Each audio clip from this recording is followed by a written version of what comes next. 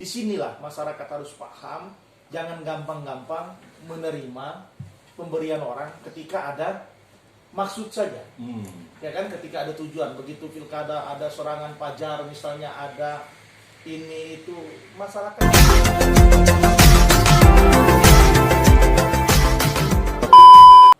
Assalamualaikum warahmatullahi wabarakatuh. Jumpa lagi dengan kabar MDS TV. Hari ini kami kedatangan tamu yang sangat istimewa, seorang tokoh pemuda, ustadz juga, dan di kota Palembang dan di kalangan para pemuda, para mahasiswa, para aktivis. Beliau ini tidak asing lagi, inilah Ustadz DT. Ya, selamat siang. Siang ya. Ini perlu diklarifikasi nih Ustaz. Ini DT itu apa maksudnya? Panjang itu. Itu. Denny Tegar atau ada yang kemarin katanya nama apa? Daniel. Oh ya. Tetap saja kalau DT itu nama asli Denny Tegar, Denny Tegar. walaupun nama alias juga masih DT itulah. Oh gitu ya. Daniel Tegar, Daud Torik, ya itu nama-nama alias kita. Oh itu nama alias ya. Ya. Dari Daniel Tegar, Daud Torik, nah, itu nama alias. Oke. Hari ini kita akan ngobrol pintar, Ustaz DT, soal calon wali kota di masa pandemi ini. Kita tahu kan, sebelum pandemi itu banyak kita lihat beredar itu baliho-baliho, dan banyak orang sudah menyampaikan bahwa dia akan siap menjadi orang nomor satu di kota Palembang. Nah, ini kabarnya pada kemana sekarang di masa pandemi ini? Ya perlu kita tanya juga kan? Ya, sebenarnya pertanyaan itu ditujukan langsung kepada Seharusnya ya. kandidat, Tapi makanya kita tanya dulu lah kepada masyarakat sebenarnya bagaimana, apalagi tokoh pemuda kan. Jadi yang tadinya mungkin maksud Ustadz Dasril balihonya nebar di mana-mana, kok masa pandemi ini menghilang ya kan? Ya. Nggak ada. Ya mungkin karena mereka juga Nggak enak hati atau gimana gitu? lockdown. Ya. Jadi mereka ada lockdown, termasuk poster-poster juga ikut lockdown. Oh gitu. Ya, aku tertular virus. Poster juga bisa tertular virus ini. Ya, karena virus ini bukan virus COVID saja, tapi virus yang macam-macam. Oh gitu. Termasuk Apa? Down syndrome juga. Sindrom. Mungkin itu. Atau sudah mulai berhitung-hitung ketika dilihat, wah, kalau kita jadi wali kota atau jadi pemimpin nanti di masa pandemi ini repot juga ini. Atau bagaimana? Atau sudah mulai menghitung-hitung diri?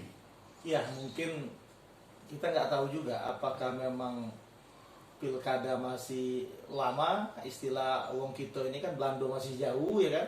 Tapi sebelumnya kan kita lihat kan walaupun Belanda masih jauh, Ya. bergerak juga. Ya, sepakat. Ya, mungkin juga karena nggak sudah ya kan, jadi nggak tuntas ini kalau kita membantu karena masa pandemi ini panjang.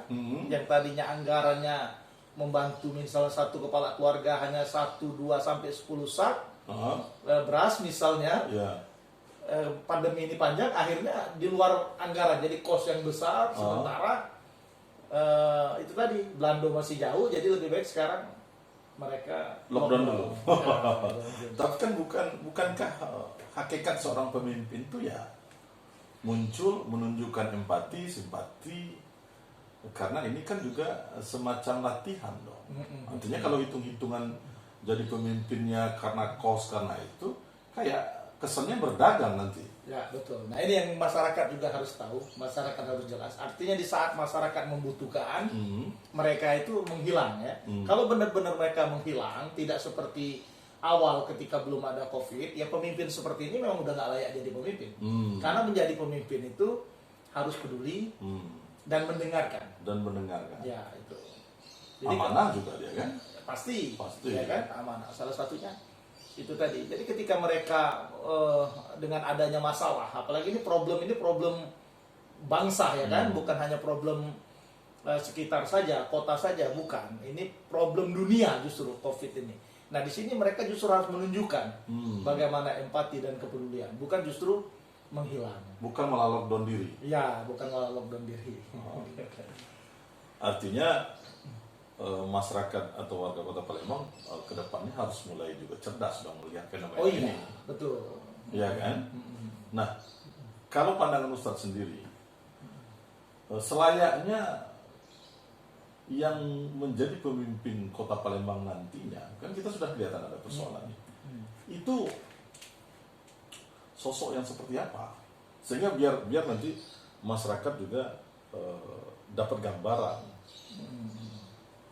Ya, kalau saya terus berpikir untuk sekarang ini kita memilih pemimpin itu memang benar-benar harus jeli, ya kan? Harus cerdas. Di kondisi sekarang ini keadaan bangsa sudah seperti ini. Kalau kita bicara Kota Palembang saja, sudah bukan rahasia umum ketika pilwako, ya kan, atau pilkada yang lainnya juga membutuhkan kos yang begitu besar. Nah, disinilah masyarakat harus paham, jangan gampang-gampang menerima pemberian orang ketika ada maksud saja. Ya kan, ketika ada tujuan. Begitu pilkada ada serangan pajar misalnya, ada ini itu, masyarakat cerdas lah, sudah tolak saja. Karena pemimpin itu kalau dia sudah mau suap, budaya suap ini akan terus berjalan. Nggak cukup 5-10 tahun untuk menghentikannya, bisa makan waktu 20-30 tahun untuk mangkas persoalan ini. Artinya moral yang seperti ini, ya kan. Jadi kalau milih pemimpin, harapan saya ke masyarakat nanti, pilih yang betul-betul memang benar-benar dia mencalonkan diri ini, benar-benar artinya diusung, dicalonkan. Kita kelihatan orang-orang yang betul-betul bermoral dan berakhlak, jangan yang cuma mau beli suara. Hilang dengan pembayaran sekian, katakanlah 100, 200, 500 ribu atau bahkan 1 juta, kita korbankan 5 tahun ini dipimpin dengan Raja Suap. Raja Suap. Nah, ini menjadi semacam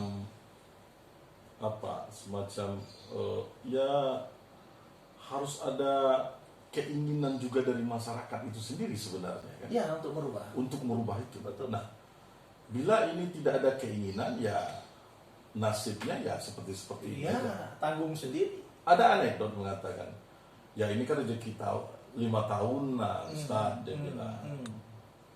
Nah, bagaimana sebenarnya merubah paradigma ini? Ya, kalau mereka berpikir memang uang itu mau diambil, ya kan, sampaikan saja ke yang beri. Ini uang ini untuk milih. Kalau milih kami nggak tahu, nanti besok coblos ini di TPS itu. Kalau mau ngasih kami ambil. Kalau mau rezeki 5 tahun. Ikhlas ya, kalau rezeki. Tapi kalau maksa harus nyoblos dan apabila nggak coblos haram, tolak saja, jangan.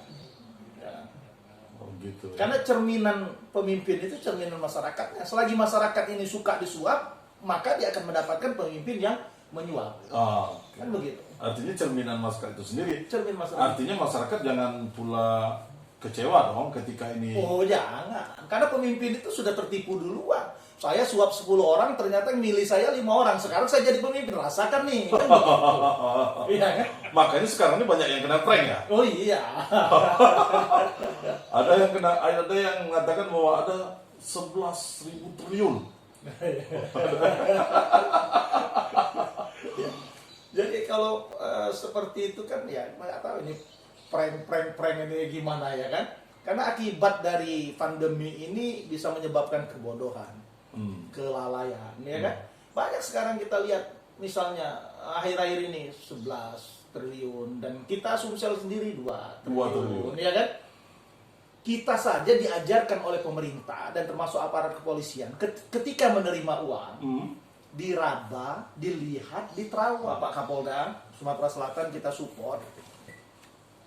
Bapak Kapolda artinya seorang jenderal berbintang 2 tentu sudah mempunyai pengalaman yang begitu luas baik di intelijen ataupun bagaimana. Kemudian ketika dia menjabat Kapolda dia punya intel-intel yang pasti.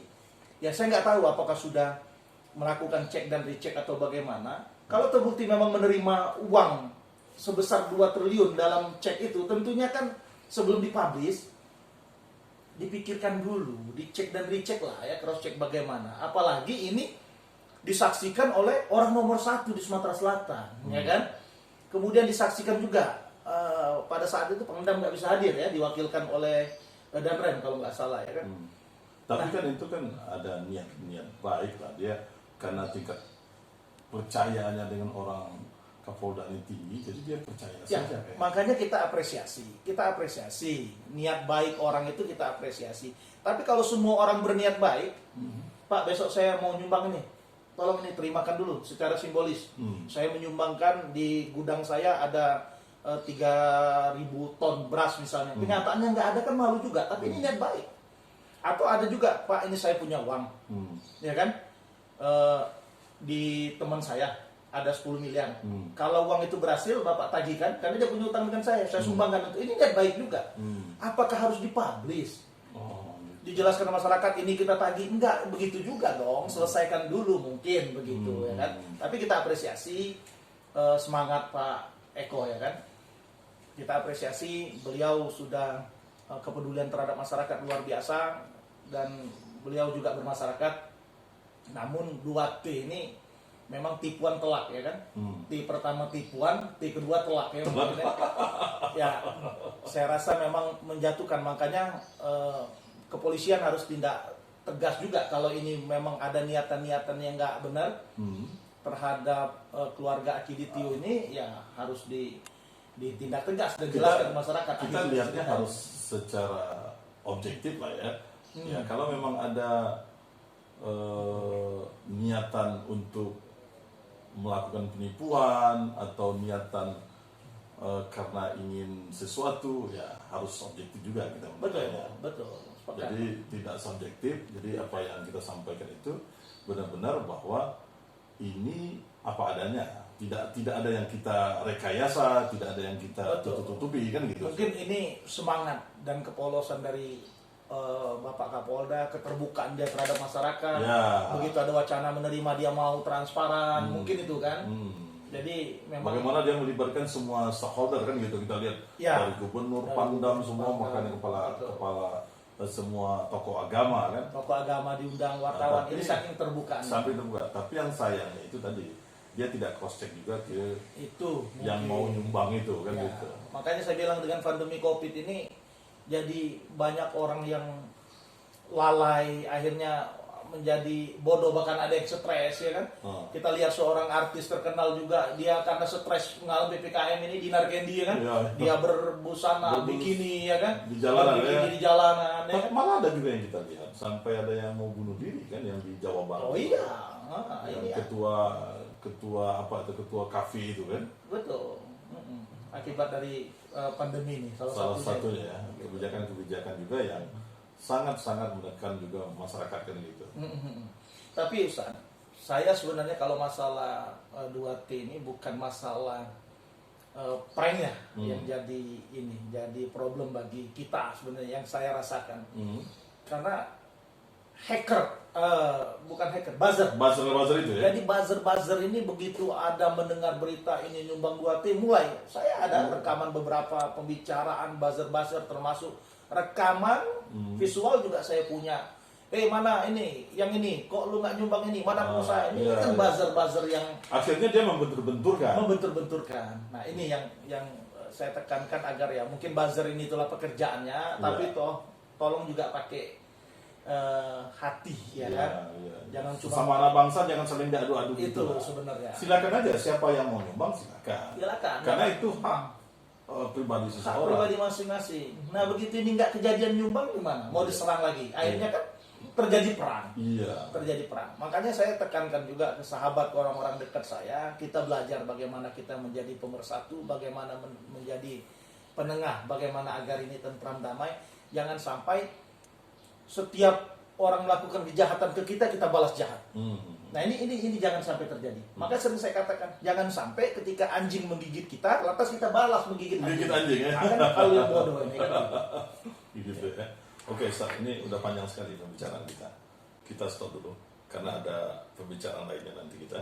Ya kan, sudah hadir juga di studionya. Ada orang dua juga teman-temannya. Oke. Pemirsa Kabar NDS TV, kita akhirin. Tadi apa yang disampaikan oleh Ustaz Denny Tegar sudah sangat jelas.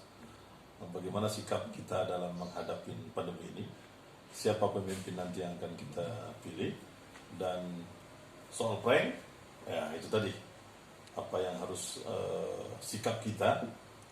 Jangan cepat mengambil kesimpulan, kita harus berhati-hati Dan saya Dasril, wabillahi taufiq wal hidayah. Assalamualaikum warahmatullahi wabarakatuh. Waalaikumsalam warahmatullahi wabarakatuh.